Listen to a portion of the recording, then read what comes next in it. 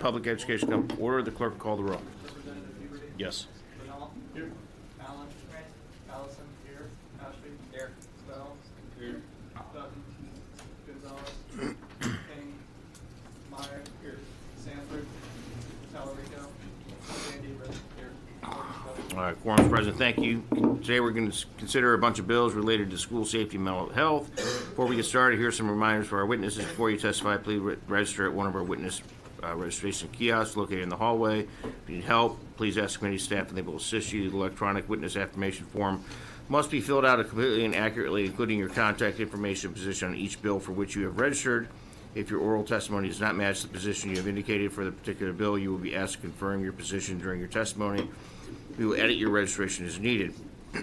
You may also use the witness registration system to register your position on a bill without actually testifying before the committee. In this situation, you should indicate do not wish to testify after you indicated your position on a bill.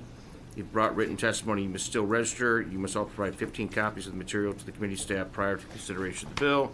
Materials must be clearly marked with the appropriate bill number. Committee staff will distribute the materials when that bill is up for consideration. When you're called to testify, you have 2 minutes to address the committee. Please, if you submitted written testimony, do not read it to us. We want to hear what you have to say, not what you're reading. While you're awaiting to testify, please summarize your comments so you can be delivered within this time frame. The timer right here in front of you. Where's the timer? Right there it is. Timer in front of you. Green will begin. When the light turns yellow, you have 1 minute remaining. When the light turns red, please show courtesy to the other people that are here waiting behind you and promptly conclude your testimony. Members, any questions before we get started? All right, great. Let's see here. Chairman Coleman, is he here? There he is. Get you up, Mr. Chairman. All right. 1623.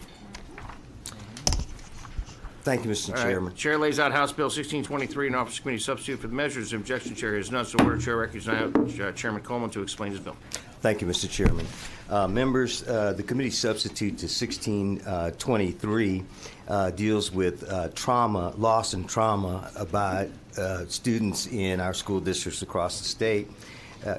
Most of us know that there have been several events that have created challenges for our students and teachers. The event in Santa Fe, Texas, and Hurricane Harvey. And then, of course, we've heard over the last couple of days about the suicides in Florida. And so what this bill does is amend the statute that I wrote that did the staff training for teachers and different staff in our school districts to prevent suicide, and adds this trauma-informed training to that statute. And it also ensures that schools are reporting about the training and who got it, and the original training and who got that training. And we did the original bill in 2011, and other members have amended the statute. And I think we're getting to a place that we don't want to do too much, but this one is, I think, very valuable in what we've learned about trauma and what it does to children and does to adults. And so with that, the substitute doesn't make any substantive changes. My staff member wrote it, and we had to file it, and so it's a council draft. It's a substitute. And we are going to make probably one change to not have the frequency of the training where it burdens teachers and staff, because, again, they're there to teach, and we want to make sure they're not burdened. And with that, I'll answer any questions. Mr. Chairman. Members, questions for the chairman? No? All right, we'll reserve your right to close. You have a couple witnesses. Annalee Gully, Director of Public Policy and Government Affairs, Mental Health America, Greater Houston, testifying for the bill.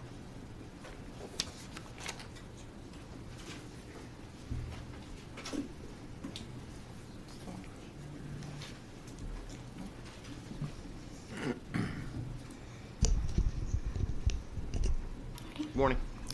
Good morning. Thank you, Chairman. Thank you to the committee for being here and being so committed to this issue, not only in this session, but throughout the previous sessions that we've been working with you all. I also want to give express our gratitude. Tell us who you are and what your position on the bill is, please. My name is Annalie Gully. I'm the Director of Public Policy and Government Affairs for Mental Health America.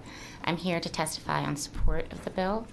I'd also like to say that I represent Mental Health America, all of the Texas affiliates, which is Southeast Beaumont, Dallas, Tarrant County, and Abilene. And all of the mental health affiliates throughout the state of Texas are here in support of Chairman Coleman's Bill 1623. We want to express our sincere gratitude for the chairman's work on this issue. His commitment to mental health and school safety has been unparalleled, and we appreciate him. House Bill 1623, I've submitted you all written testimony. What I wanted to say to you today is that, first of all, this is not introducing new code. It is our desire to clean up some of the existing code that exists for staff development and educator training in mental health. We unfortunately know that for every 26% out of all of our kids will experience a traumatic event before the age of 4. And that's a statistic that came out before Hurricane Harvey and the events at Santa Fe. We also want to say that this trauma-informed training is not asking our teachers to become counselors. We understand that they have a heavy burden on their plates. They spend most of their days in front of our classroom students. We want to make sure that they're able to understand the signs and symptoms of trauma, raise the red flag, and be able to pass that student off to a counselor or medical professional trained in behavioral health supports. Finally, we understand that this is a tight fiscal session, but do think it would be wonderful if there was some appropriation for this bill, but we're not directly asking for it. And this bill does, unlike other bills, call for accountability. We know that these trainings are in code, but we also know, unfortunately, they're not happening. Thank you again for your time today. We appreciate your support. Members' questions? All right, thank you for being here. Thank you very much. Natalie Fickhack? Did I get that right? Did I screw it up? I'm Natalie, if I screwed it up, sorry. Director for Center for School Behavioral Health, MA, testifying for herself, testifying for the bill. Thank you. It's pronounced Fikach. Okay, very well. Thank you. That was close. Yeah, Better than well. what I usually hear. So good morning. Thank you very much for allowing me the opportunity to testify. I am the director of the Center for School Behavioral Health for Mental Health America in Greater Houston, where we support school districts and provide trainings and connect school districts to mental health resources in the area. I'm a former public educator of 23 years, serving as a classroom teacher, interventionist, professional school counselor, district level and campus level administrator, and I can assure you that this training is needed on our campuses. There's a need for mental health signs and symptoms training, and there's a need for trauma-informed teaching training. This is vital. The most vital part of this is that we have an accountability measure in place. Serving 35,000 students and supporting 85 professional school counselors in my previous position, accountability is not always there. And this is very important. We know that at least more than 1 in 4 students have suffered some sort of trauma before the age of 4.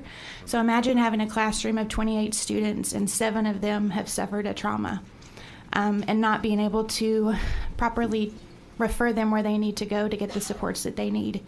We know my experience in leading the counselors pre and post Hurricane Harvey and after the tragedy in Santa Fe, that need is going to continue to grow, especially as Chairman Coleman mentioned about the recent suicides with Parkland. Traumatic events such as these impede a student's concentration, affect their behavior, and do hinder their learning. Classrooms look really different today than they did when I started teaching in 1996. Educators must have many, many tools in their tool belts to meet the needs of our students. We often say that students need to Maslow before they bloom, meaning that we need to meet their basic needs where they are before they can actually hear what's being taught and learn. Sadly, not all students have their needs met daily. Providing educators with tools and resources to better assist their students is really important. These opportunities on mental health supports are very beneficial for our educators. These topics were not things that I learned when I became a teacher. All we learned about was pedagogy and things like that.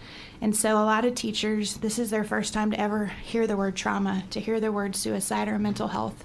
So this is very important. With more than 1/4 of the students in a teacher's classroom having suffered a traumatic event, and we think that number will continue to go up, having the skills to work with the students and ensure further supports for them is paramount. Once an educator is made aware of the impacts of trauma via additional training and student need is recognized, there are simple accommodations that can be put in place in the classroom, such as a cool-down space, check-in, check-out, alternative schedules, or even referring to an outside resource. Natalie, can I get you to wrap up, please? Yes, thank you. Again, we appreciate Chairman Coleman's ongoing support of programs to assist children with mental health behavioral needs in our schools. Thank you. Members' questions? All right, thank you very much. We appreciate being here. Heather Lambert, LPC, testifying for the bill. Just a reminder all, we've already gone over we've got 37 bills on our calendar today. So, Amy did. It was Amy's issue. It wasn't my fault. Well, that's a big issue. I mean, I want to be serious about this. It's a big issue, but I want to make sure we give everybody enough time to be able to communicate with us today. So we would like to make sure that people pay attention to what this little thing is. I think we're going to get something bigger. Yeah. It says stop or something. Stop. So please. Hi, Heather, I'm now you're the first one up, so don't screw it up. Okay, All right. not too much pressure today. All right. Good morning. I'm Heather Lambert. I'm a licensed professional counselor and the founder and director of 2 counseling centers in Pasadena, Texas. But I also have 17 years experience as a classroom teacher, school counselor, and campus level administrator. I want to thank the board for this opportunity to testify, and of course Chair Coleman for his hard work on this bill. I just want to say that educators are some of the hardest working people I've ever met in my life. And right now today, in schools all across our great state, there are caring people who are working in those schools. And the important thing about this bill is it doesn't ask those educators to work harder. It just equips them with the skills that they need to work better. I remember being a classroom teacher, especially in those first few years, very caring about my students. And I would notice students sometimes where things just didn't seem quite right, things seemed off. But I just simply didn't have the training to know what I needed to do with that information. And this bill recognizes that teachers spend more face time with students than their parents, than faith leaders, than coaches, and even than their friends. So that uniquely positions teachers to have a vantage point which they can do some evaluative work if they have the proper training. I also want to say that this training exists in current code, but as an educator who's worked for 4 different school districts, I can tell you that if I had this training, I might still be in public school today. Part of what prompted me to leave education was feeling undertrained and underprepared to meet the needs of my students that I genuinely cared about. So I kind of embarked upon my second career as a clinician because I wanted to help students more and better. We're not asking teachers, though, to work as mental health professionals, not at all. Instead, we're simply asking if they be equipped with skills as frontline evaluators. And then we take that care and compassion that they have for their students and couple it with some training that provides a warm handoff to a higher level of care when that's indicated. So what I want to close with today is just saying that I wholeheartedly support this bill and give a genuine pat on the back to everybody who's worked so hard on its behalf. And I've had the great privilege to educate and care for countless children across our state. And it's on their behalf that I actually ask you to consider implementing this bill that helps better support them and their teachers. Thank you. Thank you. Members' questions? Thank you. You're perky this morning. There you go. I appreciate you being here. Adrian Gasper, Disability Rights Texas, testifying neutrally on the bill.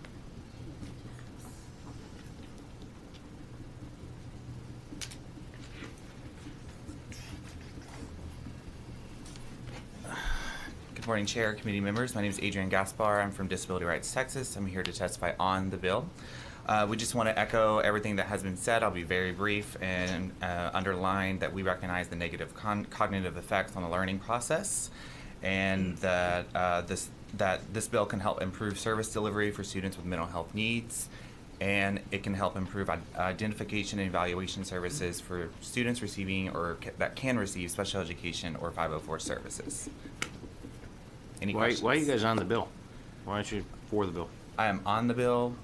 Funding Huh? funding requires that my position is on the bill, so I can't take a stance, but I can point out the. Oh, I Right. got you. I can explain the effects they can have on students with disabilities. Gotcha. Didn't they testify on four bills a lot? Steve's sitting back there. He testifies for and against stuff all the time.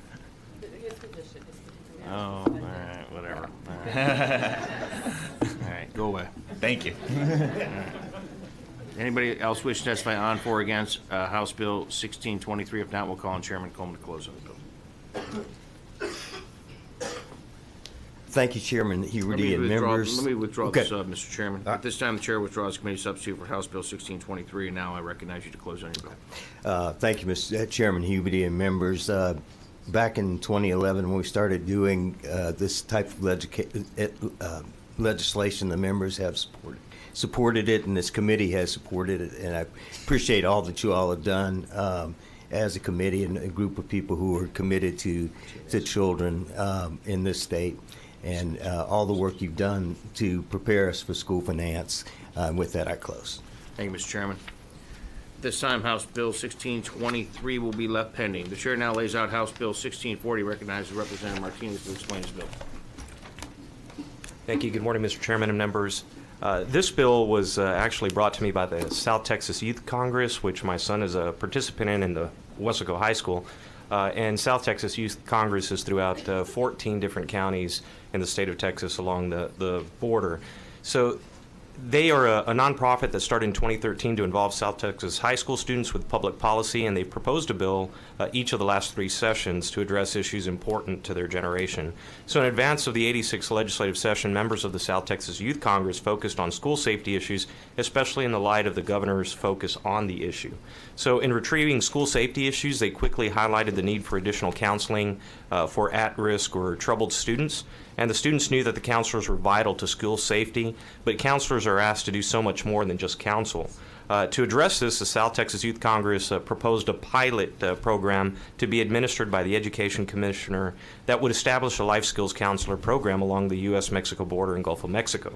A life skills counselor who must be certified would be required to collaborate with administrators, counselors, and social workers, mental health professionals, and local law enforcement agencies to address student mental health needs, and to provide instruction to students relating to skills, techniques to address the student mental health issues. Counsel students who have committed crimes of violence or identified with any mental health conditions, and finally establish a voluntary counseling program for students on campus.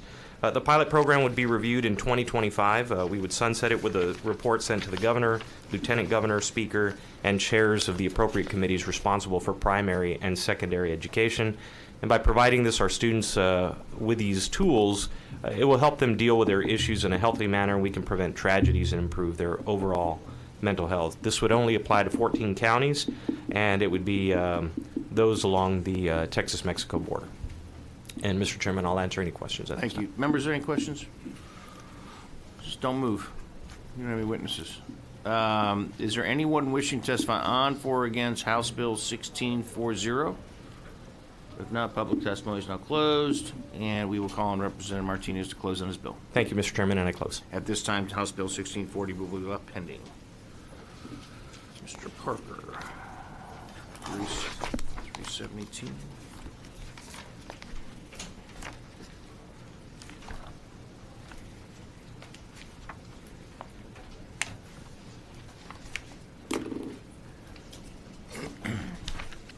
I'm getting there. Give me a second. Somebody stapled my thing together here. I don't know why they did Because people turn themselves late. that. Okay. That's kind of irritating. She's already mad at me this morning. It was unbelievable. The chair lays out House Bill 3718, recognizes Representative Parker to explain his bill. Morning, Mr. Chairman. Members, thank you for your time this morning. I appreciate the opportunity to come before you with House Bill 3718. Trauma poses significant threats to children's physical, behavioral, and academic development. A child's reaction to trauma can affect their ability to engage productively in the classroom. House Bill 3718 makes available simple tools to our school community, which includes administrators, teachers, staff, and most importantly, parents, to recognize and reduce these threats. It does this in two ways. It requires school districts to adopt a policy to integrate trauma-informed practices in each school environment to increase staff and parent awareness, as well as the implementation of trauma-informed practices by district and campus staff. It requires that teachers include it in the continuing education hours every 5 years, a training regarding the effect of trauma on learning and behavior and how trauma-informed strategies can support the academic success of students. I want to note that this bill does not do the following. It does not add additional training hours for teachers, but rather it specifies that some of the current hours should include trauma-informed training. It does not create additional work for our teachers or oblige them to become mental health providers. Rather, it empowers them with effective tools to increase teaching time and minimize behavioral disruption. It does not assume a one-size-fits-all approach, but rather allows the Texas Education Agency to determine which evidence-based training will qualify for inclusion in policy and continuing education, and then enables districts and teachers to choose the trainings and utilize the best approach to fit their needs. It does not create an unfunded mandate for school districts. Many districts and teachers across the state have recognized the value of trauma-informed school strategies and have already incorporated them. Additionally, TEA has included a list of these trainings available in communities online, of which many are no cost. More than 1 in 5 of our children members have experienced multiple adverse childhood experiences like maltreatment or living with a caregiver who's experiencing mental illness, substance use, violence, or incarceration. In addition, we have children who've experienced trauma from natural disasters like Hurricane Harvey, homelessness, or the loss of a parent. Just like a physical assault can result in bodily impairment, trauma can cause a psychological injury that can impact a child's ability to self-regulate, pay attention to classroom activities, and meet normal developmental milestones. This is not because something is wrong with them, it's because something has happened to them. Trauma-informed training helps to ensure that our teachers are able to recognize trauma responses and utilize these powerful, practical strategies to minimize those responses. Members, I believe it is critical that our teachers be equipped with tools to turn difficult behaviors into opportunities for building trust and enhancing educational outcomes. That's why House Bill 3718 seeks to ensure that our teachers have access to the most effective training so that they are trauma-informed in their classrooms. I'm confident that such teacher resources will have significant and very positive impact on children, the future of our great state. So with that, members, I'll conclude my comments, and thank you again for letting me lay out the bill this morning. Thank you, Mr. Chairman. Appreciate you. Members, any questions for the chairman? I reserve the right. Thank you very much. You do have some witnesses. Laura Herrera, she is a teacher testifying for the bill.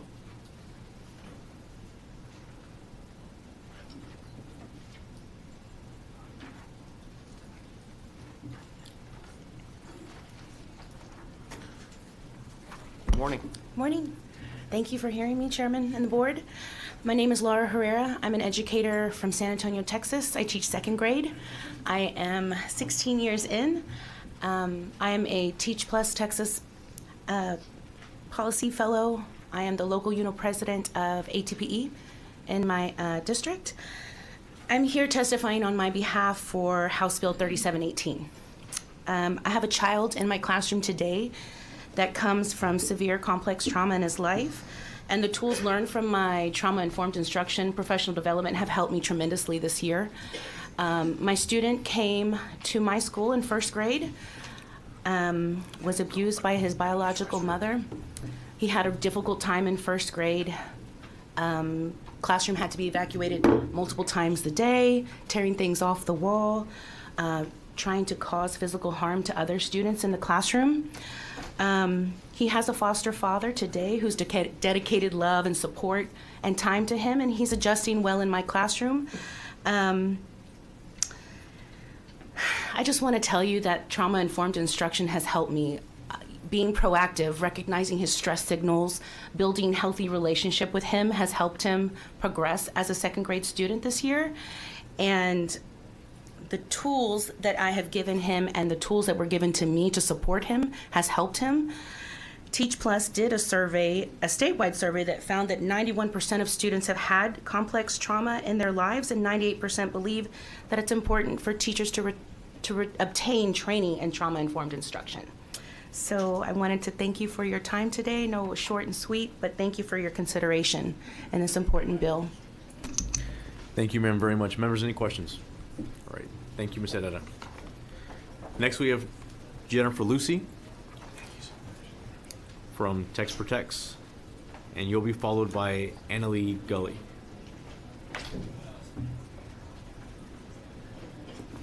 Good morning. Good morning.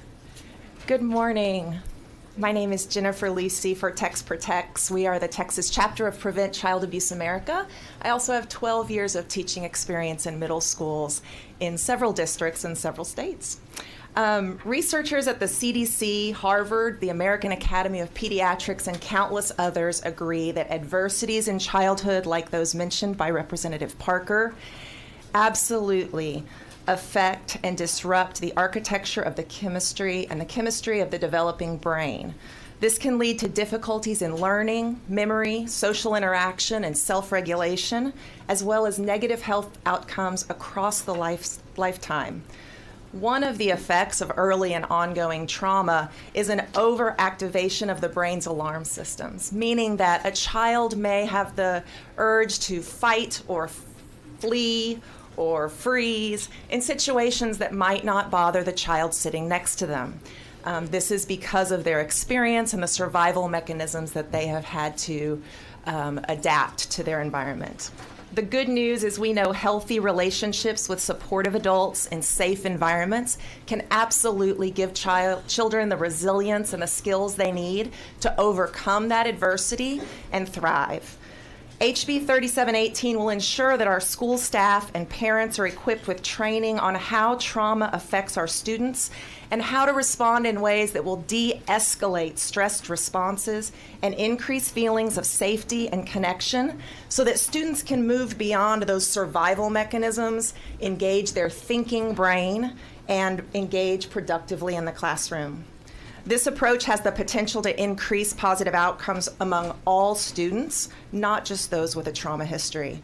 It can increase student engagement and attendance, decrease referrals and suspensions, accelerate academic success, all while minimizing the disruptions and conflicts that can interrupt a teacher's ability to deliver high-quality academic content. Tex Protects looks forward to serving as a resource for this committee as you continue your work. Thank you for your attention to these important issues and for the children in the state of Texas. Thank you very much. Members, any questions? All right. Thank you, ma'am. Annalie Gully. And you'll be followed by Kate Greer.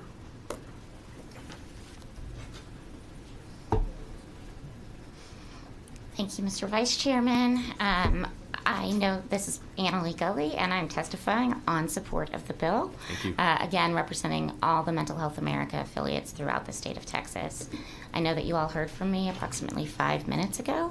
So I just kind of want to say, first of all, a few things about this bill and about trauma in general. We do know that trauma has significant effects on our students.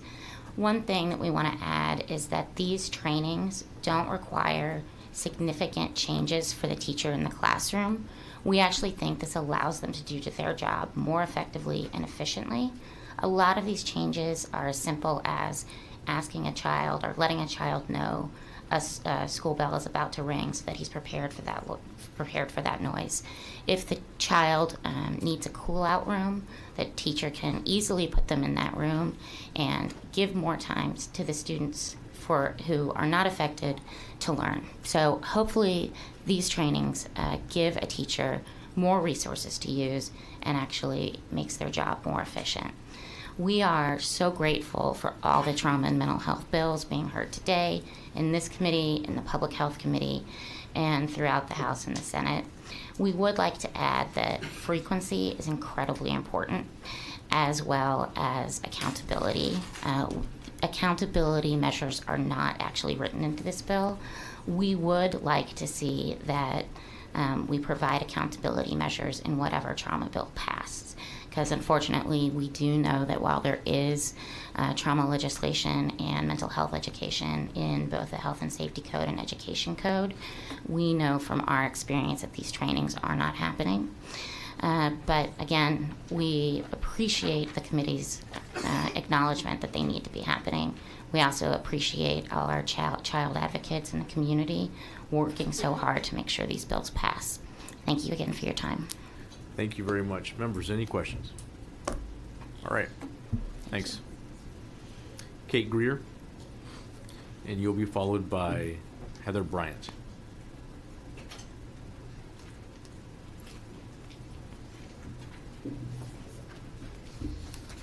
Good morning, Chair and members of the committee. Excuse me, Kate Greer with the Commit Partnership, testifying in support of House Bill 3718. Thank you so much for your time. I know that we've been talking about trauma-informed training already this morning, so just want to echo the comments that everyone before me has made, including the practitioner you heard from Teach Bless. I think there's a really big attitude that just screams the necessity of this. And I just want to point out one of Commit's coalitions, Early Matters Dallas, has actually convened a working group of 7 school districts up in North Texas. And they're meeting regularly to talk about best practices and to implement, develop and implement district-wide trauma-informed instructional practices to improve campus environments. So this attitude of sharing best practices, wanting to have this is something that our school districts are asking for, and we feel that this legislation is a great way to really reinforce the importance of this and better providing what our students need. I do just want to add that 85% of Texas teachers that were surveyed believe that trauma-informed training is very important for teachers. So again, this is something that we're hearing directly from practitioners on the ground, and like everyone else has said, this just helps them do their job better and gives them the tools they need. So thank you so much for your time. Thank you very much. Members, any questions? All right. Thanks for coming. Heather Bryant.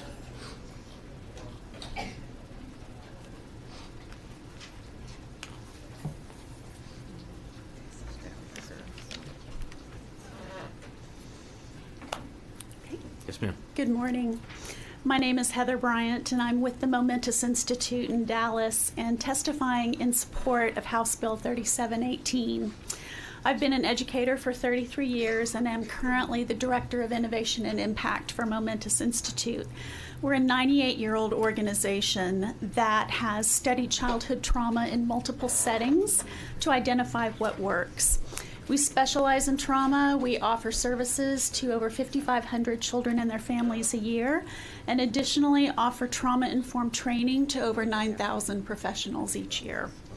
So you've been hearing teachers are sounding the alarm about extreme behavioral issues in their classrooms, and often those disruptions make it impossible to even get to academic content. But the good news is we know what to do, and this bill will put us on a path to respond to that SOS. At Momentous School, we have long-term results that show this approach works. 83% of our children qualify for free and reduced lunch, and even though they leave us after 5th grade, 7 years later, 96% graduate high school on time, and 81% enroll in higher ed, as compared to 58% in the state of Texas. I'm just going to tell you one quick story that underscores the importance of this bill. There's a little girl who we'll call Alice, who showed up in class kicking, biting, cursing her teachers, having screaming meltdowns. The context is that Alice's mom is an addict and a prostitute, dad's an alcoholic. Alice has seen way too much for her few short years on this earth. When her teacher switched to a trauma-informed approach, she saw a dramatic difference in Alice's behavior. It's not perfect by any means, but Alice is able to feel safe and to learn and is no longer disrupting the classroom. This approach didn't require the teacher to become Alice's therapist, but it just helped her understand that the behavior she was seeing with Alice was distress, not defiance. I urge you to consider supporting the bill. It will improve academic outcomes, it will help retain great teachers, and it will literally save lives and give kids like Alice a shot. Thank you. Thank you very much. Members, any questions? All right. Thanks a lot. Is there anyone else who wishes to testify on, for, or against House Bill 3718? Seeing none, the chair recognizes Representative Parker to close on his bill. Mr. Chairman, members, look, you got a long agenda here today ahead of you. I just want to thank you for taking this bill this morning up, for understanding the seriousness of it. I think it's very important that we as a body act on this topic, and be grateful to work with you and all the stakeholders to make certain we've got something that we're all proud of. So thank you all very much. Have a blessed day. Thank you very much, sir.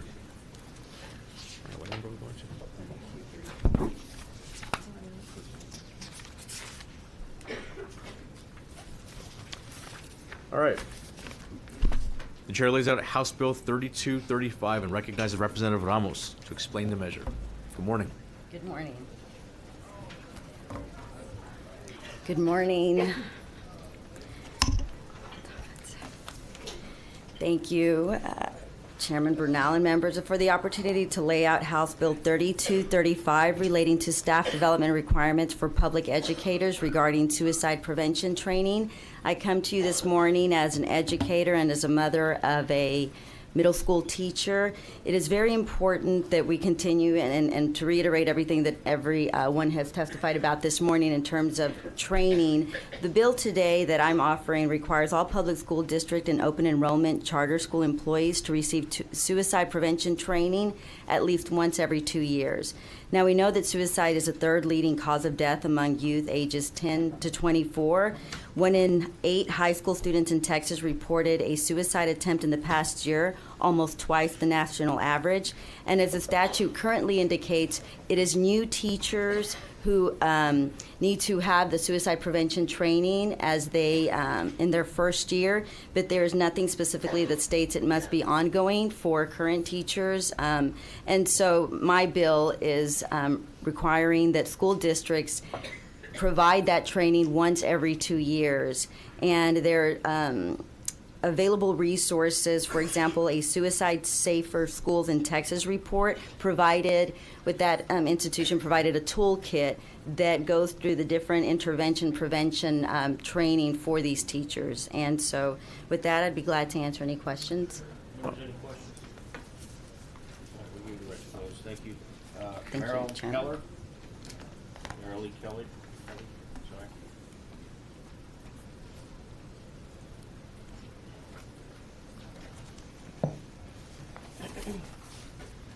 Morning. Good morning, Mr. Chairman, members of the committee. I really appreciate your inviting us to testify today. I am Marilee H. Keller. I'm a suicide prevention trainer. I've trained in schools all across Texas in most of your districts for the past 15 years, and I am the founder of the Texas Suicide Prevention Council. You already heard some of the statistics related to suicide. It's a serious problem for youth in Texas. 1 in 8 high school students report a suicide attempt in the past year. That's almost twice the national average. Texas has a problem in attempts as well as in deaths. The suicide rate in Texas increased by 19% between 1999 and 2016. As you already heard, right now the law says that does not provide that the teachers have to and educators have to have this training on a regular basis. It's left up to the districts, and it only applies to new teachers. So I'm testifying in favor of House Bill 3235 for the Texas Suicide Prevention Council and for myself as a survivor of the death by suicide of my son, Chase Keller, in 2000. None of his teachers had had suicide prevention training. He might be here if they had.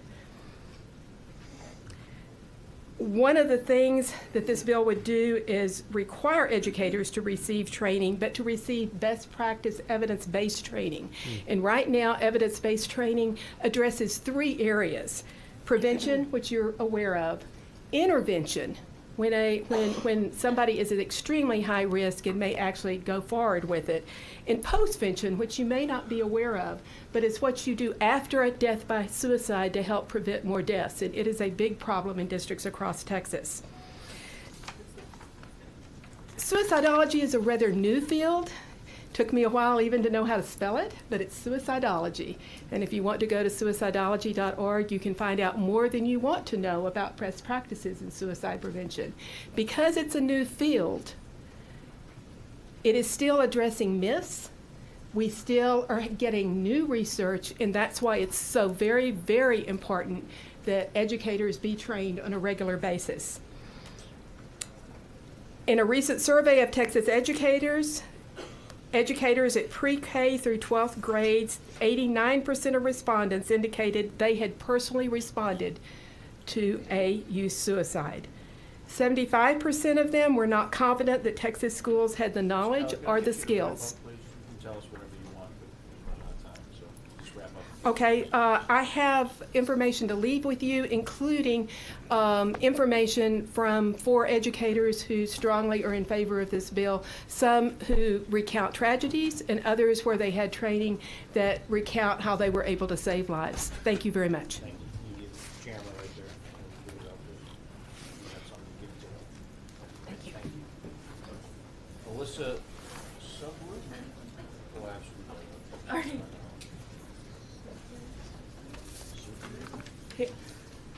Got it. All right. I'll support National Alliance of Mental Health, testifying for the bill. It's 32. Yeah. Okay. Morning, I'm Melissa Shagru, the policy coordinator for NAMI Texas, the Texas affiliate of the National Alliance on Mental Illness.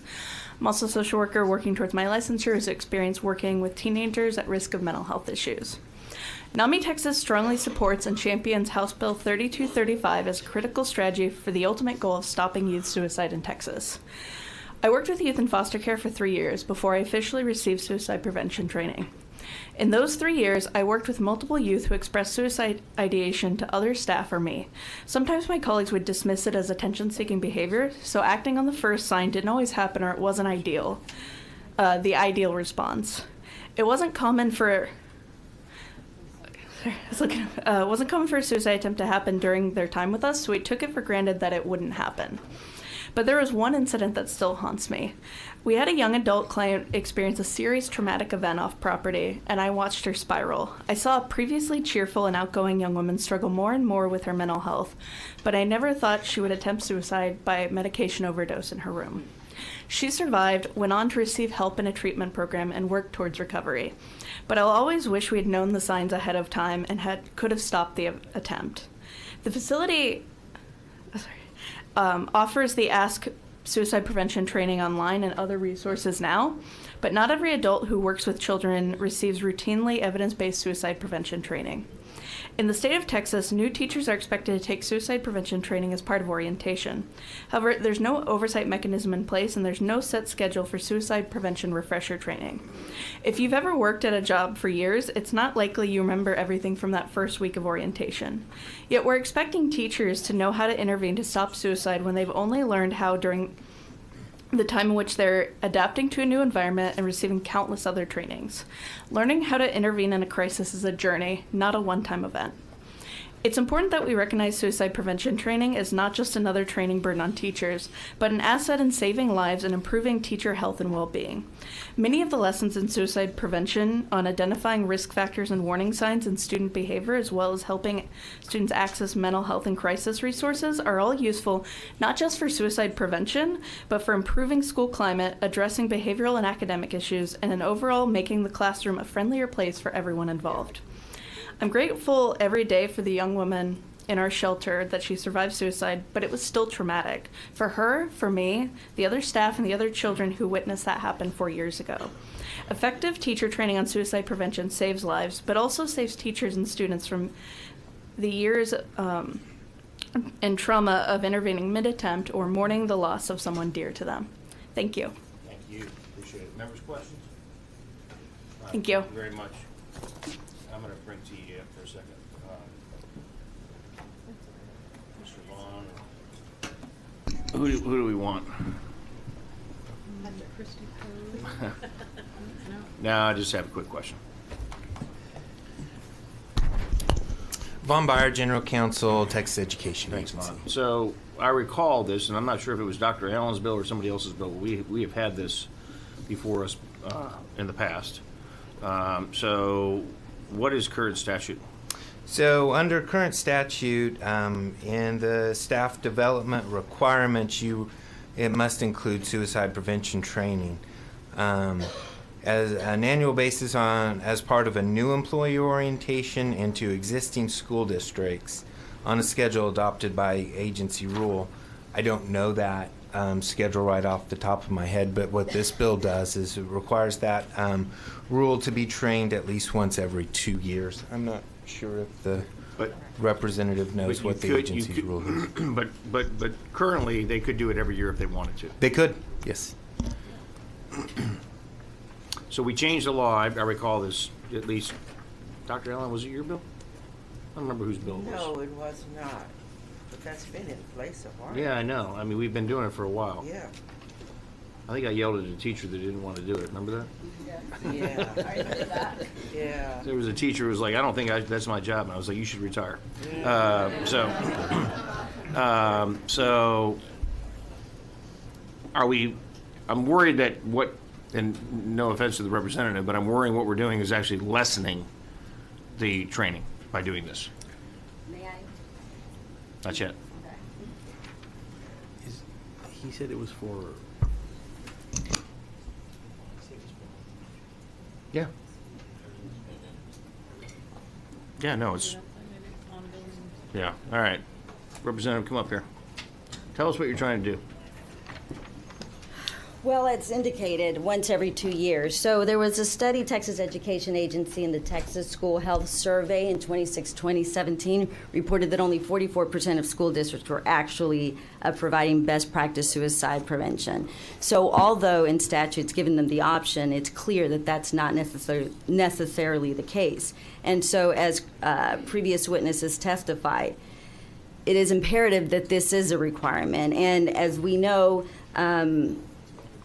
districts have the option to do it. The resources are there. There is no additional funding requirement that school districts need to expend additional funds to make this happen. But the school districts are not making this happen. They are doing the mandatory minimum, and some of them are doing more than that. But we know that less than 50% of them are actually providing the suicide training. Chair, I was just informed that by agency rule, existing employees are only required to do this one time. Okay. All right. Got it. All right. Thank you, Ms. Barr. Appreciate it. All right. You sit right there. Is there anybody else wish to testify on, for, or against House Bill 3235? Not. Public testimony is now closed, and we'll call on Representative Ramos to close on our bill. Thank you so much. And once again, as an educator, I understand personally and firsthand how important it is. I've had my own experiences with students. My daughter, who's a 7th grade science teacher, shares more intimate things with her students than they do with their parents. And part of these are personal issues and struggles that the children are going through. So I encourage you to support our bill and for your favorable consideration, because at the end of the day, these additional conversations will open up the space to potentially save a child's life, and I think that's what we're all here for. So thank you so much, Chairman, and thank you, members. You're welcome. At this point, House Bill 3235 we left pending. That I clipped. Thank you. What is it? Dr. Allen, are you ready? Let me find it. Born ready. Let's see. I don't staple my sheets together anymore. All right. The chair lays out House Bill 2511, recognizes Representative Allen to explain her bill. Thank you, Ms. Chair and members. A recent Harvard study shows that a child's best defense is combating emotional isolation is a relationship with a caring, supportive adult. HB 2511 addresses emotional illness and presents a solution to adverse school climate that elevates the social emotional health of a campus. This bill expands campus improvement plans, which is already in place, to include in the school's campus improvement plan programs designed to help teachers better provide empathetic care and show respect to their students. Additionally, it encourages campus to include evidence-based materials or training for parents to promote positive discipline techniques, a positive self-concept, and increasing resiliency in children. Mr. Chair, this is simply, already we have campus improvement plans in place. these are some suggestions to be included in those campus improvement plans. I think there are some witnesses, and Yes, I ma'am. reserve the right to Yes, close. ma'am. You betcha. All right, any questions for Dr. Allen? All right, thank you. You do have some witnesses. Dr. Jacqueline Schuman, Assistant Superintendent of Curriculum and Instruction, Santa Fe ISD, testifying for the bill.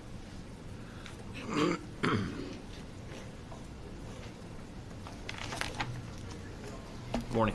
Good morning, Mr. Chairman and members of Education Committee. I am Dr. Jacqueline Schuman, Assistant Superintendent for Curriculum and Instruction for Santa Fe Independent School District.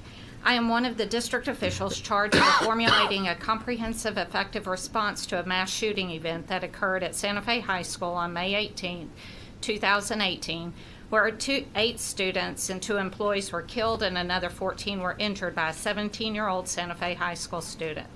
I serve as the district representative for the Santa Fe Coordinated Response and lead in the Victims Crime Act grant to provide a comprehensive emotional health infrastructure for Santa Fe ISD community. Through this tragedy, I've become acutely aware of the tremendous need for educators to be alert to the emotional health of all our students. My fervent desire is that the legislature will provide funds to underwrite the cost of making available licensed mental health professionals for all Texas campuses.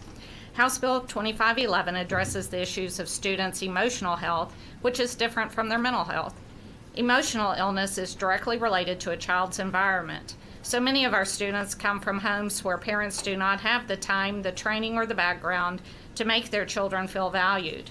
Because I'm a survivor of poverty, I personally understand the challenges faced by low-income families. For many of these children, school is their safe place. When peer conflict or home issues remove this haven, their feelings of emotional isolation can make their lives feel almost unbearably hopeless and unfair. Thus, campus-embedded emotional support is a critical component to every student's success. A recent Harvard University study states there's a common set of characteristics that predispose children to positive outcomes in the face of adversity. At the top of the list of characteristics, the study emphasizes the need for at least one stable, caring, and supportive relationship between a child and an adult caregiver. If every student has at least one teacher who validates his or her worth, it will transform the social and emotional climate of a school. In House Bill 2511, both the teacher enrichment and the parent training provisions speak to the emotional needs of the children who populate our public schools. Passage of this bill would position Texas as a leader in providing solutions to the emotional health issues that are the root cause of much of the tragedies that we're witnessing on our nation's campuses. Therefore, I urge passage of House Bill 2511. I very much appreciate your time and consideration, and I'm happy to answer any questions you may have. Thank you very much. Appreciate you being here. Members, questions? All right, thank you for coming. Johnny King, Administrator, testifying for himself, testifying for the bill.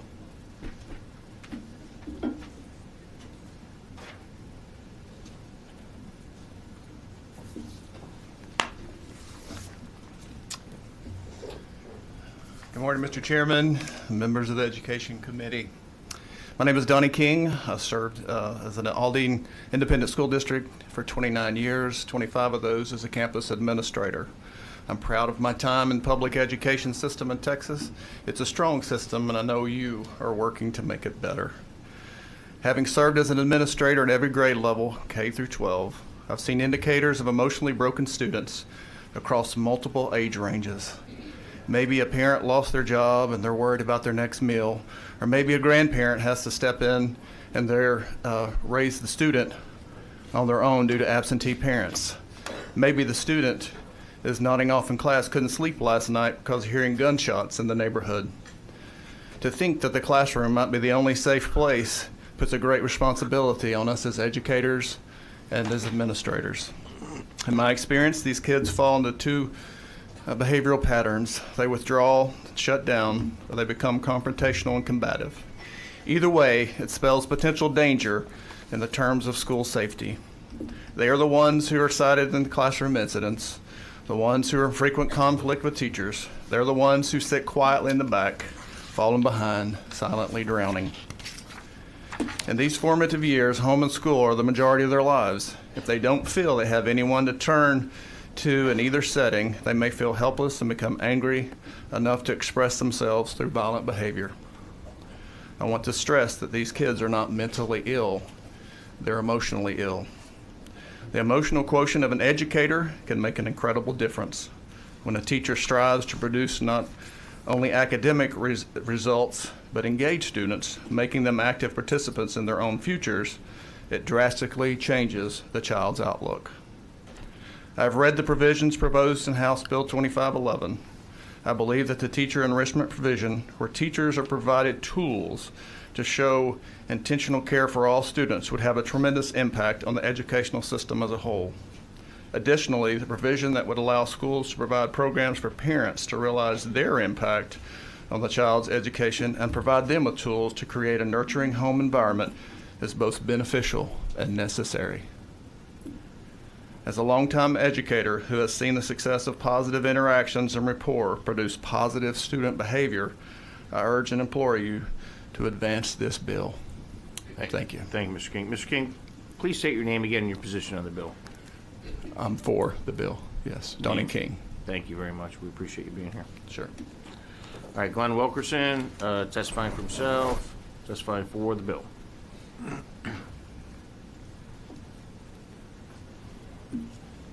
Morning, Glenn.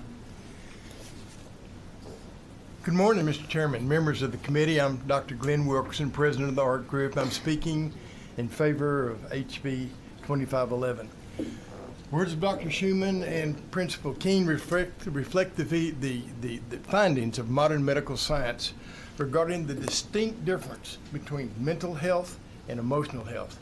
Mental health is neurological, it's brain chemistry that's gone awry, manifested in conditions like bipolar disorder, schizophrenia, and extreme depression. Emotional illness, by comparison, is caused by environment. It's characterized by feelings of being unwanted and unloved, lack of empathy, and an inability to control emotions such as anger. A very, very important study of 157 shooting incidences conducted at the Southern Illinois Medical School concluded that only 17% of the shooters showed signs of mental illness. Mental illness is not the root cause of the vast majority of school shootings. On the other hand, virtually all shooters are acutely emotionally ill. Raised in homes where they're abused or neglected, bullied, shamed, and humiliated at school, they suffer profound feelings of being unwanted and unloved. And in extreme cases, the feelings of anger and resentment can provoke them to commit irrational acts. But there's some good news. The good news is that research shows that one caring adult can alter those feelings. Oprah Winfrey testified on television that she was physically and sexually abused by a family member as a child. So she grew up feeling humiliated, had feelings of shame and unworthiness. Well, just recently, Oprah said that the person who saved her from those feelings was her fourth grade teacher. She said it was the first time in her life anyone had given her unconditional love. Now, I'm sure each of you can think back and recall one particular teacher whom you knew took an interest in you and made you feel special. HB 2511 speaks to the emotional illness that plagues the lives of countless Texas school children.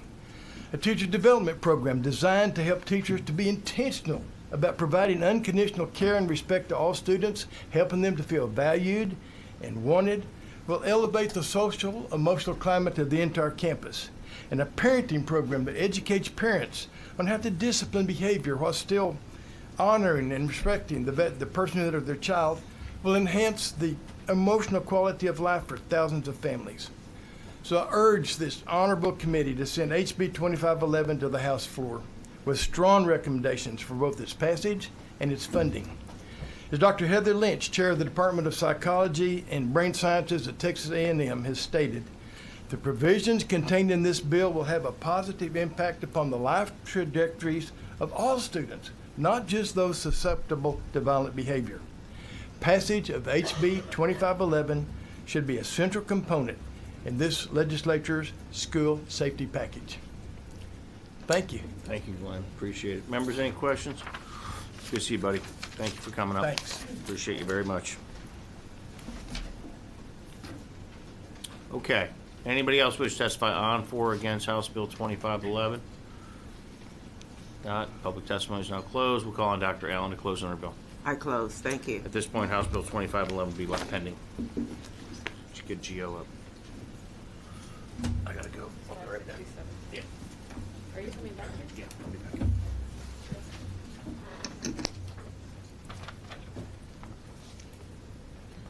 All right. Chair lays out House Bill 567 and recognizes Representative Capriglione to explain the measure. Kat. Mr. Chairman, members, thank you for the opportunity to address the committee. It is no secret that improving the safety of our schools is a top priority this session. No parent should drop their child off at school in fear for the safety of their child. And no child shall walk through their school doors without adequate protection. In the absence of additional funds appropriated to school districts for school safety, schools need some incentive to take the measures they deem necessary to further protect their students. School districts that have to pay for further security and pay into recapture are also desperate for any kind of relief. The fact of the matter is that my district has paid over $1 billion into Robin Hood while having to pay for additional security resources, campus infrastructure upgrades, and security and safety training. My district needs financial relief. Schools that pay into recapture need financial relief, and my bill would provide that. HB 567 establishes that any dollar spent on campus security not be subject to recapture. This provision gives schools the ability to keep more of their tax dollars in district and thus incentivizes them to increase safety resources. My bill also does not define what qualifies as campus security. By sticking to a broad interpretation of the term, my bill gives schools across the state the local discretion to tailor security solutions to individual campuses. With that, I'm happy to answer any questions, or I would carefully consider hope you consider the merits of the bill, and I reserve the right to close. All right, members, any questions? All right. Mr. Chairman. Representative Tellerico. I was just curious if you thought adding mental health professionals onto a campus counts as security. Absolutely. I think of it as a broad term, whether that's security resource officers, mental health professionals, or critical infrastructure upgrades, physical upgrades as well. Thank you. All right. Thank you, Representative Hangout. Is there anyone wishing to testify for, against, or on House Bill 567? All right, seeing none, the chair recognizes Representative Capriglione to close on House Bill 567. Thank you very much for the opportunity to discuss this bill. I close, and I thank you for your time and attention. Thank you very much. Awesome. Thank you.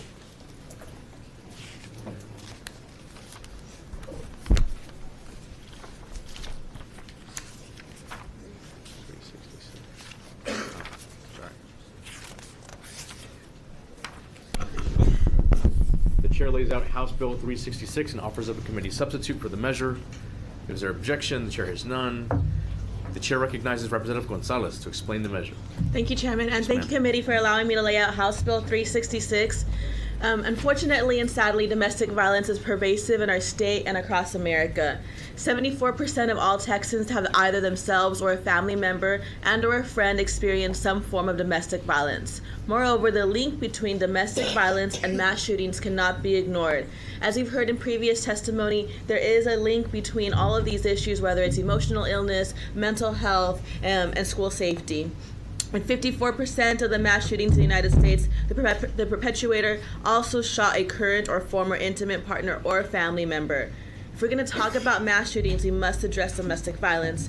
HB 366 seeks to address the issue by directing the State Board of Education to adopt research-supported curriculum standards to provide students with life-saving education on age-appropriate, healthy relationships, healthy life skills, and effective communication.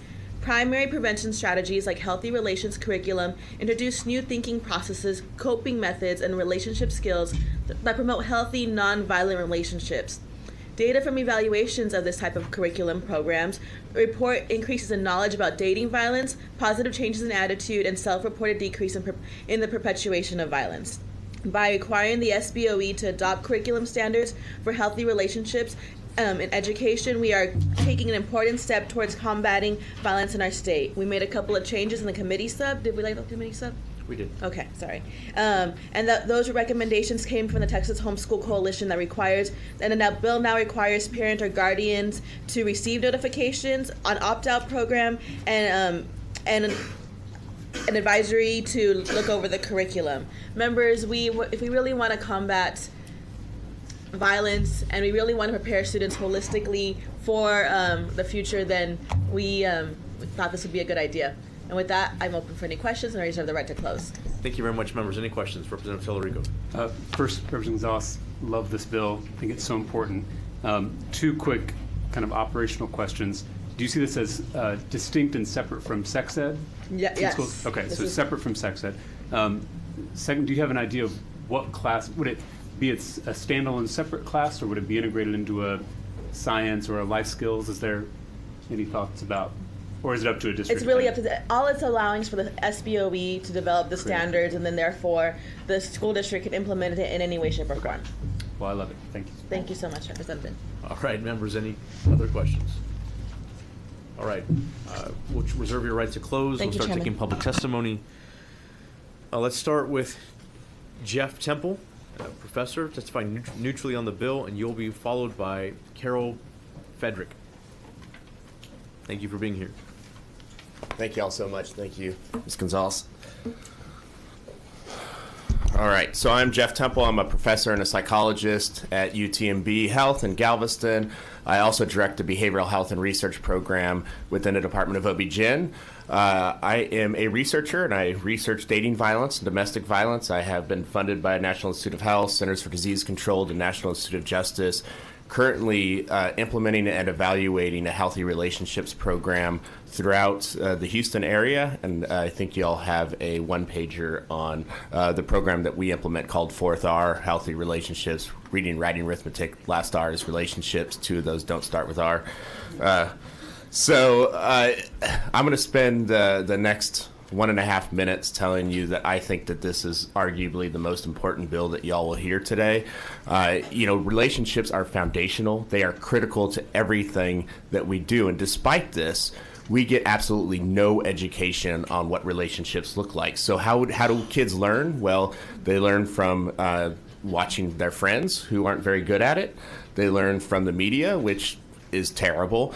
They learn from parents, which sometimes is bad and sometimes it's good, but even well-intentioned parents argue in front of their kids and then make up away from their kids, so their kids don't get to see how to resolve conflicts in a healthy way.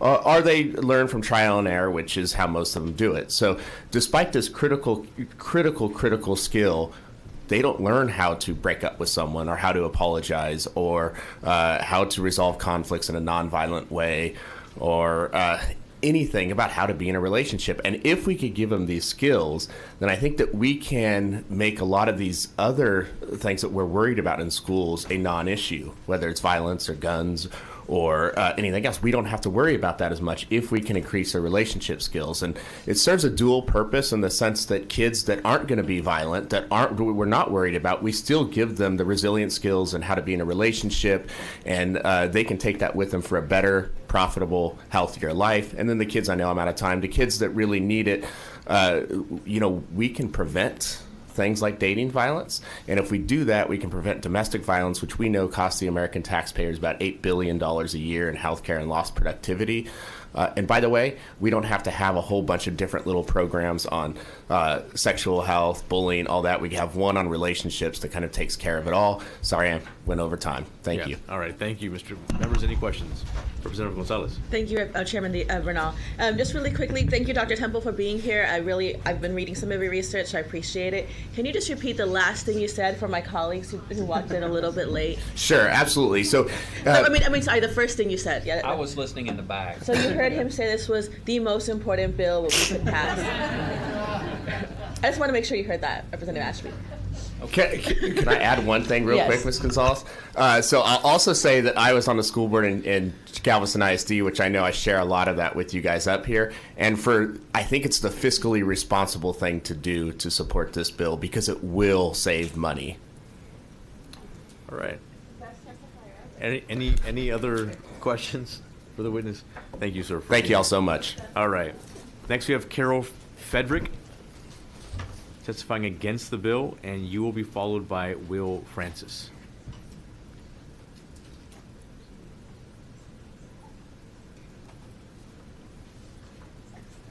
Good morning.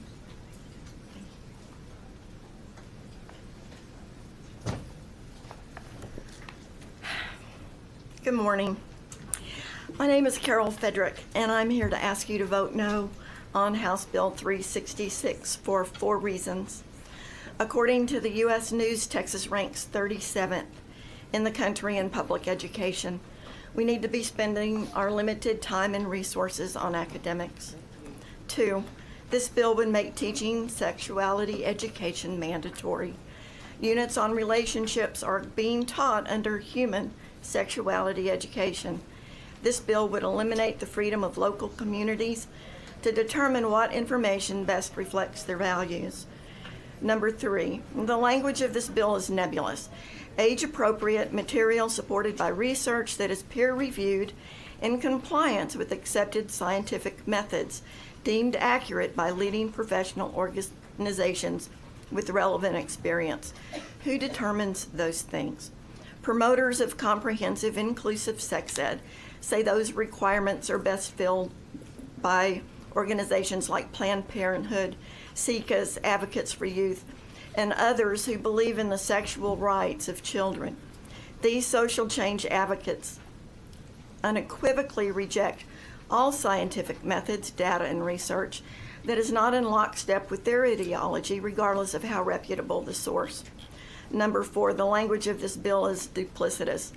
Under the guise of healthy relationships, it would mandate teaching material that is designated to normalize LGBT, to normalize, and the national normalized sexuality education standards, of which healthy relationships is a key component K through 12. Austin ISD is currently using the NSES to rewrite their sex ed curriculum. School districts in your district may be moving in that direction as well. House Bill 366 is not about healthy relationships. It's about social change. It's about requiring, by law, teaching children, K through 12, that any behavior in any relationship can be healthy. And again, I respectfully ask you to not approve this bill. Thank you. All right, thank you, members. Any questions? I have one. In other states where they have curriculum and programs like this, have they experienced the kind of things that you're warning us about today? The national sexuality education standards are being promoted across the nation. They're not national. There are individual districts that are picking up the standards. Austin is my primary experience district, and they are, like I said, rewriting their sex ed based on those standards. Do we know if we've seen an increase or a decrease in either suicide, attempted suicide, intervention of a potential active shooter in those places? This is not about that. This is about sexual, healthy relationships. Okay. All right. Thank you, ma'am. You're welcome. Members, any other questions? Thank you. Thank you. Next, we have Will Francis. And Mr. Francis, you'll be followed by Deborah Simmons. Or maybe Simons. You'll correct me if I get it wrong. Will. Good morning, committee members. My name is Will Francis. I'm the Government Relations Director for the National Association of Social Workers Texas chapter, and I'm here to testify for HB 366. I'd just like to put a couple statistics out there to put this in context. Per the Health and Human Services Office of Adolescent Health, 41% of high school students have had sex in the last year. The additional research in Texas, though, which is, I think, the majorly concerning thing and why this bill is so important, through the Youth Risk Behavior Survey, 6.1% of high school students experience sexual dating violence, and 7.1% of students experience physical dating violence within a relationship. So kids are having relationships, and within that, there can be major negative outcomes. Additionally, the Health and Human Services Office of Adolescent Health has some great data per parent report, which shows that 84% of kids have a mentor in a school or neighborhood or community. So there are people that they listen to in schools, that there are people that they will accept information and resources and education from. And so we need to be teaching them about healthy relationships. We need to be teaching them about intimate partner violence, about what it means to be able to speak up when the partner is doing something that they do not approve of. And I'd also like to add that as a parent of a kindergartner in the Austin Independent School District, I received a form from the school which said that my child would be taught human sexuality and responsibility, and that if I wanted to opt out of it, I could sign that form. So they are very much engaging in parents. They are not promoting or pushing anything on students. They're doing it in a way that both engages parents and puts information out there which is evidence-based research and is all about promoting healthy relationships. Thank you for the opportunity to testify. Thank you, Mr. Francis. Members, any questions? All right. Thank you. All right, Deborah Simmons, hope I got that right. Testifying against the bill, and you'll be followed by Nicole Hutchins.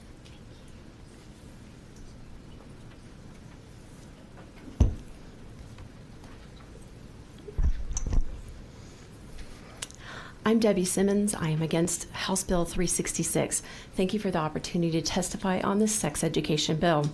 I served as the secretary of the Round Rock ISD School Health Advisory Council, also known as the SHAC.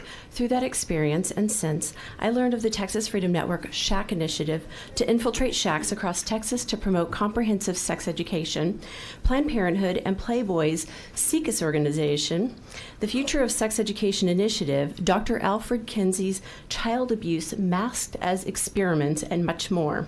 Former Planned Parenthood President Cecile Richards formed the Texas Freedom Network in the mid-90s to combat the anti-choice radical policy agenda of the extreme right in Texas. On their website, this group categorizes House Bill 366 as a reproductive rights bill. Not only is it a sex education bill, it is a pro-abortion bill.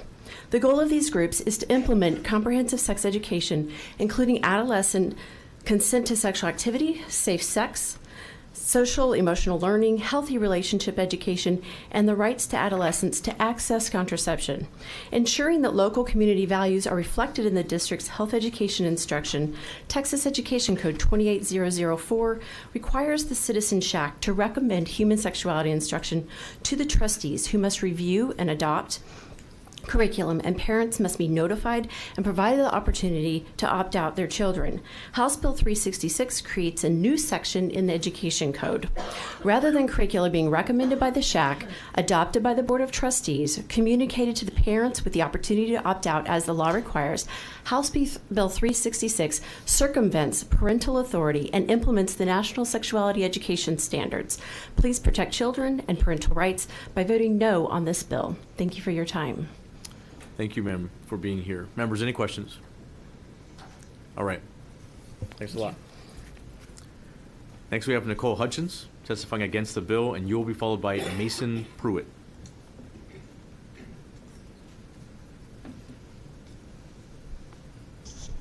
Good morning. My name is Nicole Hutchins, and I'm the Senior Policy Analyst for Texas Values. We're the largest statewide organization focusing on faith, family, and freedom across the state of Texas, with over 100,000 supporters across the state, represented in all 254 counties. And today I'm speaking in opposition of the bill today. While I understand and I appreciate Representative Gonzalez that you laid out the intent, unfortunately the text that we're seeing, though, is not clear on defining what the term healthy relationships are. And the parents that we represent for our organizations have been very, very concerned because they're seeing in multiple school districts where there's relationship curriculum that is promoting types of relationship that goes against parental values.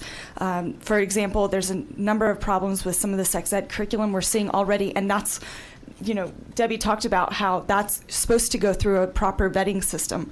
But unfortunately, we're seeing even in those instances where parents are extremely concerned that relationships such as sexual promiscuity, sexual relationships, LGBT agenda is being promoted just within that arena.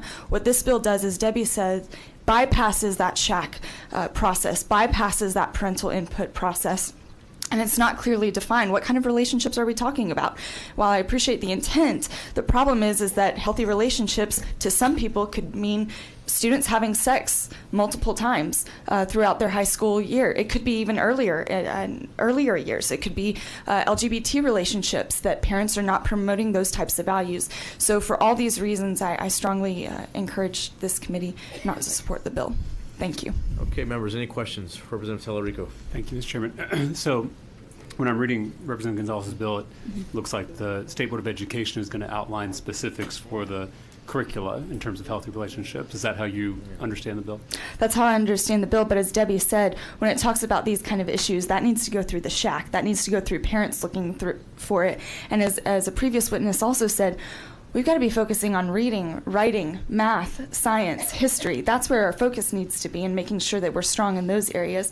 This type of bill bypasses what should go through the SHAC and with more parental input. Do you think that healthy relationships in the classroom, romantic relationships being one part of that, but also with adults and peers, is critical for academic success?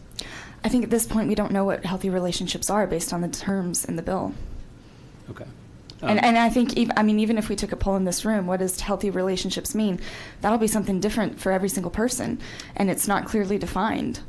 Do you think that a relationship between a student and a teacher that's built on trust and empathy will lead to better academic results? That's a great question, and something that we can talk about with teachers. But again, we don't know what that, we're also seeing problems where there's bad relationships between parents and with students and teachers. But that's not defined in this bill, and so I can't comment on language that's not written. Okay, thank you. Thank you for the questions. I have one, and I probably should have asked the last witness, and I'm just curious. Tell me why or how the parental opt-out piece isn't satisfactory to address some of these concerns. Are you referring to a committee substitute? I'm referring to, and I could be mistaken, my understanding is that parents would have the option of opting their students out of this class or portion of a class when it's offered on their campus. Is that an insufficient measure? Well, I'm not seeing a parent opt-out piece in the current legislation. Again, I can't comment on a bill that I haven't seen, and I understand the process, how committee subs work. But even with the parent opt-out, we're seeing problems in school districts where parents aren't even getting notifications of opt-out right now. And that's just with the sex ed piece. So now you're adding on another piece of curriculum that parents are going to be concerned about. How do we know that the opt-out is going to be seen? Again, I can't speak to language I can't see, but what is the opt-out process? Are they sent a notification? Are they having meetings talking about it? And so that's where we're concerned. Okay, well, I think that at a minimum, that's one piece that you could work with the representative on to make sure that the opt-out provisions are fleshed out in a way that are satisfactory. I think that that's certainly space in between the two ends right now. Members, any other questions? Representative. Can I just ask one more question? Because I just feel there's a lot of concern about this bill from previous testifiers and from you. Can you help me understand what is the fear of what outcome? In other words, what's the worst case scenario if we have a curriculum about having healthy relationships? Well, again, I don't know what healthy relationships are as defined in this bill. So what's the worst case? There could be a lot of cases, but we're seeing, just for an example, in the sex ed where students are being taught how to have sex, and there's an agenda being promoted to encourage students to have sex. There's a promotion of certain values that, whether it be, relationships among students, sexually, romantically, and other issues where parents are very concerned. But again, that's just one piece. I don't know what else this includes because it's not being defined. So you're saying there are school districts in Texas right now encouraging students to have sex with one another? When you're looking at some of the curriculum that's being used, like the 3 R's curriculum, that's what it's promoting. And there are school districts doing that currently in Texas? Those resources are being used right now to inform... to encourage students to have sex? That's what you're looking at, and I'm happy to share some information with you, sir. I would love to. There's and I'm sure Ms. Simmons has a lot of information on where these types of relationships are being promoted, and it's been very concerning when we're talking to parents who are saying these aren't the values that we want our children taught. We want our students to be learning about math and reading and science, but instead they're being taught other things. And again, we're not sure what relationships are being taught here. It's not clearly defined. Sure. Well, I'd love, if you could provide that with the committee, that would be great. Happy to do so, sir. All right. Thank you, Representative. Any other questions? Ma'am, thank you. Thank you. Very much. All right. Mason Pruitt, testifying neutrally on the bill, and you will be followed by, well, I'll figure that out. You're up. Thank you, Chairman and members of the committee. My name is Mason Pruitt. I'm representing the Texas Homeschool Coalition. Representative Gonzalez, we've worked closely with their office over the last weekend to kind of get some language into the committee substitute to address many of the concerns that many of the men and women testifying have brought up about the parental concerns, the opt-out, and then inside of that also some current concerns about whether or not there would be any punitive measures taken against students if they were to be removed from the program, or if the parents would have a way to appeal a complaint against the school district if they were not notified of the course. And we made sure that there was some very specific language inputted. And in fact, it was directly taken from the process from, I believe, what they've referenced as SHAC, from the sex ed statute, and that same process of requiring that a notice be sent out prior to the beginning of the school year that this course would be added to the curricula, and then outline where they can find the curriculum to review it. And then also, I believe, and you can correct me if I'm wrong, Mrs. Gonzalez, that there is a clarification that the parents can even have a communication with the board of directors and the committee to address parts of the curriculum to make changes if they feel as if that's necessary. And so I think the language that we've worked with them over the last weekend, which is relatively new, which is why I probably assume the testifiers haven't heard of it or haven't gotten a chance to review it completely, I think that should adequately address many of the concerns that were brought up. But again, obviously they can't testify on something that they haven't read, but that is something that would probably need to be reviewed. But all right, are you done? Yeah. Okay. Representative Gonzalez. Thank you, Chairman. I just want to say everything that you gave us, we did put in the bill, and I want to say thank you for coming to us proactively and working with us, and you have been great actors, and in public policy is collaborative, and so thank you so much for coming in. I've been very happy to work with your organization. Awesome. Thank you, Representative. All right, and members, any other questions? All right, before you go, I may have not been paying attention at the very, very beginning. If you could just restate for the record your name, who you're with, and your position on the bill. My name is Mason Pruitt. I'm representing the Texas Homeschool Coalition, and I'm neutral on the bill, or the Texas Homeschool Coalition is neutral on the bill. Thank you very much. Thank you for being here. Thank you. All right. Next we have Jan Freese. Freeze? Freeze. But I'm not. And you'll be followed by Josette Saxton. Good morning. Good morning. Thank you very much. My name is Jan Freese. I am testifying today for House Bill 366 on behalf of the Texas Counseling Association and on behalf of the Texas School Counselor Association. HB 366 to incorporate age-appropriate curriculum on healthy relationships completely aligns with the Texas model for comprehensive school counseling programs.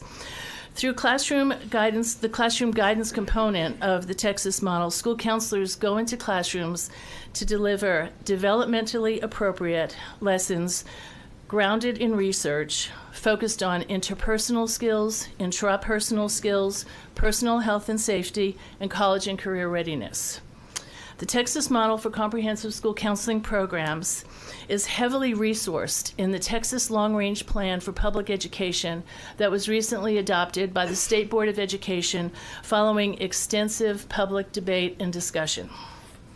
The Texas model could be an excellent source for content for this curriculum, teaching students the skills to communicate effectively with others, to set reasonable and appropriate boundaries, to engage in dynamic dialogues are essential components for a safe and secure campus. This is an excellent piece of legislation. It aligns with the recommendations that were made across the summer on the Select Committee on School Safety. We must teach children how to defend themselves, how to communicate with each other, how to communicate in conflict, and to effectively resolve difficult and challenging issues. So I strongly recommend your support of House Bill 366. Thank you very much. Thank you, very much. Members, any questions? All right, thanks. Next we have Josette Saxton.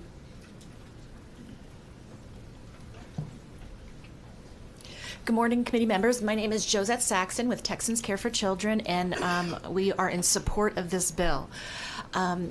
I wasn't planning on testifying. I did originally submit a card of support, but hearing some of the information and the concerns, I felt compelled to come up and just say, from the perspective of somebody who really looks to research on how to support children's mental health and well-being, and looking at what are the evidence-based recommendations that are recommended to prevent things like dropping out of school, bullying, substance use, suicide, violence.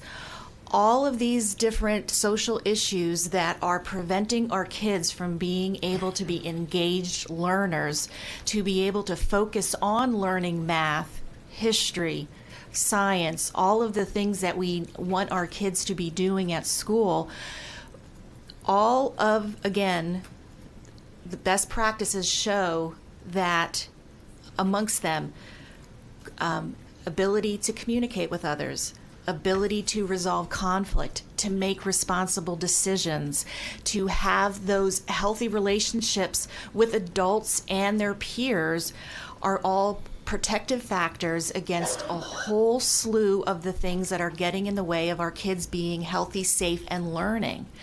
So again, the skills that are being referenced here in this bill echo the same things that again, experts with objective, just looking at how can we help our kids to be successful and healthy, they support these things. So I strongly urge the committee to support this bill. Okay.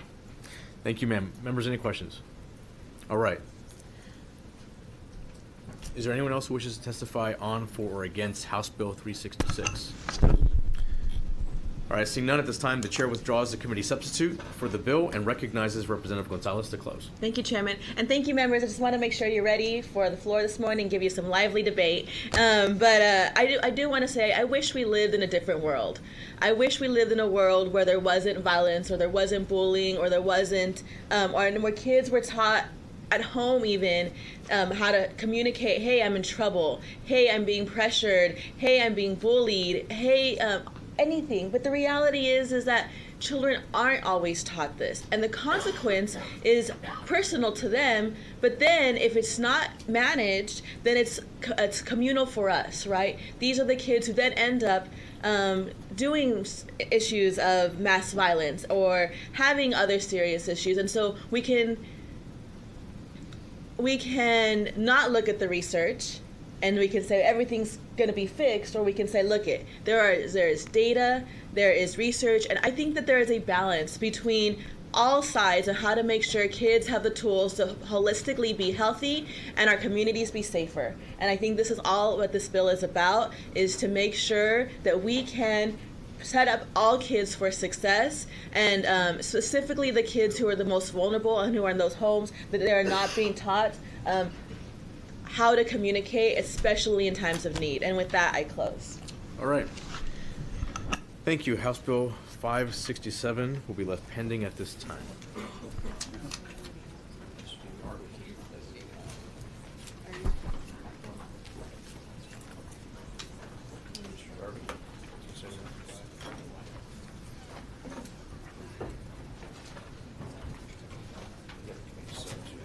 The chair lays out House Bill 1471, Office Committee Substitute for Measures and Objection. Chair hears none, so ordered. Chair now recognizes Chairman Dougherty to explain this bill. Thank you, Chairman Hubert. It's always good to appear before such a thoughtful, hard-working committee as PubEd. Y'all done a magnificent job this session. Thank you, members. House Bill 1471 simply provides a framework for school security volunteer program in Texas. The committee substitute adds the terms honorably retired and honorably discharged to the definitions in this bill. As you know, this is one of the Governor Abbott's roundtable series and school firearm safety action plan that Texas should allow schools to prioritize the recruitment of retired peace officers and military veterans for school security. House Bill 1471 gives rural schools an additional option for this support. It allows school districts to design a plan for an honorably discharged veteran and honorably retired qualified law enforcement officer to provide campus security on a volunteer basis. These men and women with firearms training and emergency response experience are looking for ways to give back to the community. So again, briefly, this gives the schools flexibility to decide who, what, when, where, and how a volunteer provides that security services, including carrying a firearm.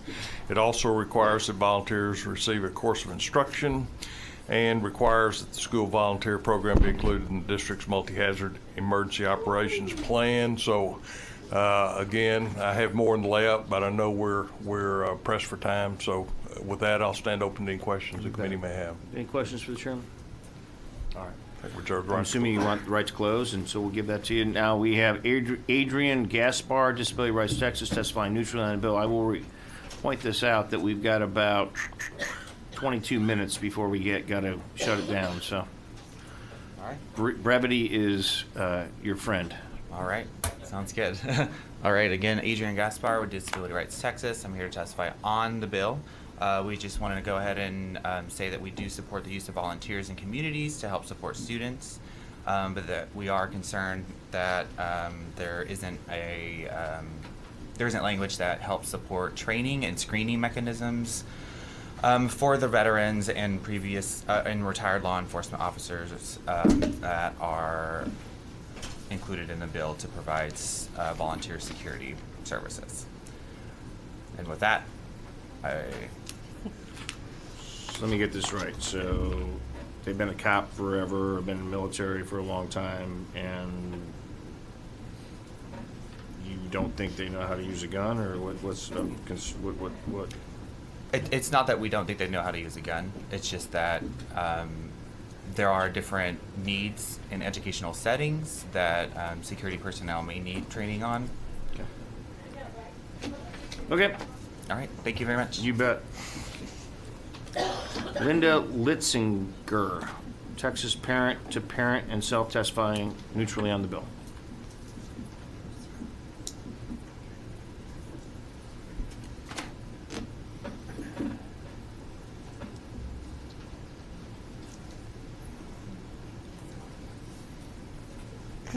Hello. Hello, thank you, Chairman and Committee. I'm Linda Litzinger, representing Texas Parent to Parent. We serve 8,000 families across Texas who have children with disability.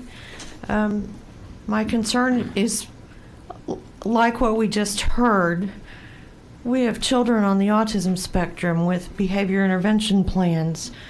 We have children that are prone to seizures. We have children that are not being considered in the language here because they may not all be experienced policemen. They might have washed an airplane in the military, and yes, they know how to use a gun, but we need to train them about what is a behavior intervention plan and how do we deal with people who are have differences, who are deaf, who have a certain disability.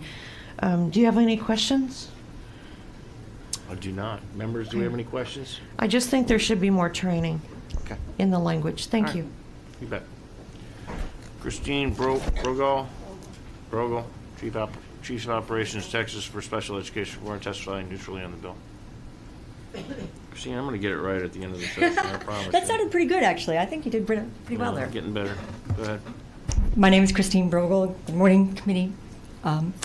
I'm here representing Texans for Special Education Reform, a grassroots organization made up of parents, educators, advocates, and allies focused solely on improving special education in Texas. We are testifying neutrally on the bill. We are happy to see that the substitute does put in the honorably discharged requirement. That was one of our main concerns. We also want to make sure that these, we truly appreciate that rural districts need to have this kind of option, and we support that. We just want to make sure that they do have the kind of training that will help them be sensitive to students with special needs and mental health issues. There are other bills that are before you today that talk about the kind of training that we would like officers to have, and we would ask that if this bill were to go through, that they be required to participate in that same training to make sure that they are, and the duties, like Representative Allen's bill about making sure that their duties are not disciplinary in nature, those kind of things, make sure that those requirements are put upon these individuals as well. All right. Thank you. Thank you. Members, questions? Thank you for being here. I just encourage you to work with the author if that's some of your concerns. Thank you, sir. Chairman Darby's good to work with on that kind of stuff. Yes, sir. Gil Switzer, Texas Gun Sense, testifying against the bill. Do I have that right? Did we misspell it, or did I screw it up? My mother misspelled it. Oh. We were debating it. I wasn't sure, so. It's Jill, GYL, Jill. for those in the Okay. audience. See, you said it wrong. I know. You got it wrong. Thank you I handed in some testimony. Thank you for having me today. I'm here to, on behalf of Texas Gun Sense, to oppose House Bill 1471. Texas Gun Sense is a nonprofit, nonpartisan organization that advocates for common sense, evidence-based policies that reduce gun injuries and deaths. I looked up the definition of veteran, and I'm glad that honorably retired and honorably discharged was added. There's nothing, in my mind, there's nothing magic about being retired military or veteran when it comes to our school children. We need the best qualified folks interacting with our school children. My husband is a Vietnam-era veteran and served on an aircraft carrier on the electronics, and I asked him if he even remembered his firearms training, and he couldn't even remember having had his firearms training. The training of these personnel is important, as others have mentioned. Inexperienced and ill-trained volunteers will be allowed to carry firearms on their person, and that worries me around students. This is a recipe for not only intentional, but also unintentional injuries.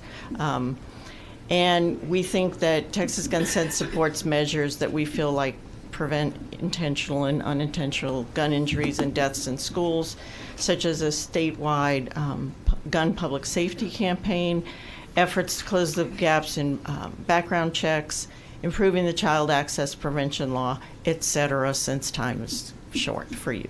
Thank you very much. Thank you, Ms. Switzer. Appreciate it. Members, questions?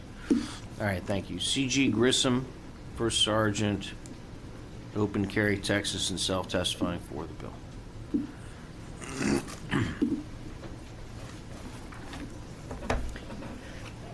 Thank you, Mr. Chairman, members of the committee. My name is C.J. Grisham. I'm here on behalf of Open Carry Texas, and as a retired Army First Sergeant and combat veteran in support of this bill.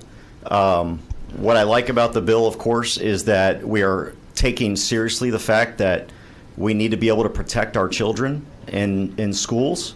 And if we truly care about that, then this is a great way to do that without adding costs to the taxpayer, without adding those burdens to the schools, because this is a volunteer program. It also provides that the school districts can create a policy that allows these volunteers to come in there and do that. I know many veterans who are more than willing and capable and able to volunteer for their local school district.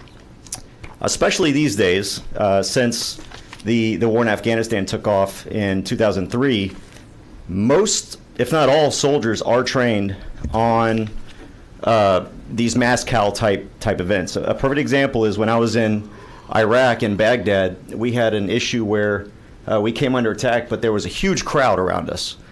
And we didn't just start shooting indiscriminately, because we're trained to pick and choose our targets. We're trained to recognize who the bad guy is, and you don't shoot through innocent people to get to guilty people.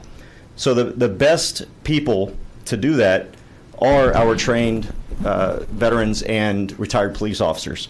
The schools should provide in their policies.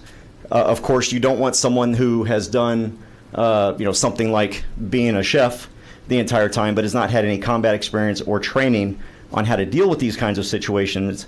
So that's important. I mean, you don't just hire any veteran, but anybody that's trained, capable, and willing to defend their students in their school district should be able to. So we support this bill. It's a great bill. It's a very responsible bill, and it doesn't add any money to the schools or the taxpayers. And it provides good guys with a gun to stop bad guys with a gun. All right. Thank you, sir. Appreciate it. Members, questions? All right. Thank you for being here. Is there anybody else wish to testify on, for, or against House Bill 1471? This time, public testimony is now closed. And at this time, the chair now withdraws committee substitute for House Bill 1471. The chair recognizes Chairman Darby to close on his bill. Thank you, Mr. Chair. Members, obviously this allows the school districts the flexibility to design their own programs. Of course, this bill dovetails with the efforts by Chair Bonin, House Bill 17 later that you'll hear today, and other measures. So this is. Can I ask you a question about that? Sure. So does he have a piece of that in his bill that's similar? I think all of this kind of integrates, if you will, into his effort about school safety. This Got it. allows another tool Got it. that we can pull out and allow these school districts that flexibility. But it's So not specifically in his bill, so we still would need to do this, right? Yeah. That is my position, yes, sir. Okay. Yes, sir. Okay. Leave it to y'all's discretion, but certainly I think this bill is a good tool for that. Mr. Chairman. Yes. Question, Mr. Talerico. Thank you, Mr. Chairman. I'm a little concerned. I represent a suburban district, so I'm a little concerned about kind of armed militia exacerbating the school-to-prison pipeline. But I don't pretend to understand the needs of a district like yours that is removed. So I was curious if you had considered bracketing the bill for districts or schools that are far away. I think it's naturally bracketed by the school districts having the ability to decide whether this program fits them or not. We already have the school marshal program. We have the guardian program, highly popular in my part of the world, where the response time for law enforcement to get to Christoval, Texas is 30 minutes plus. So they have a program, they have a guardian program. And so I think every one of our school districts need to look at their own needs to see if this tool in their toolbox works. If it does, then they have the flexibility to design the program to suit their school district. And they don't have to do it. They interview these folks, and again, it's all on a volunteer, non-compensated basis. As long as they have the instruction, the school districts have the flexibility to design the program. Okay. Thank you, Chairman. Yes. All right, any other questions? Okay, at this time, House Bill 1471 will be left pending. Thank you. Thank you. Close. All right, at this time, the committee needs recess for the House floor session, and we're reconvening upon final adjournment and recess of the House or during reading referral bills. Permission is granted.